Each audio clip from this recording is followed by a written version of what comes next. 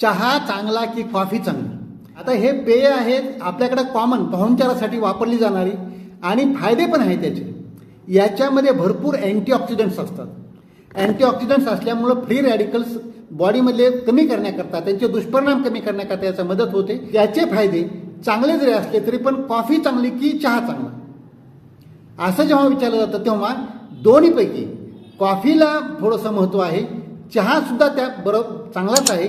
परंतु दोन्हीही असो, कधी कसा पिला पाहिजे की ब्लॅक कॉफी किंवा ब्लॅक चहा असा पिला पाहिजे, त्याच्यामध्ये दूध नाही आणि साखर नाही.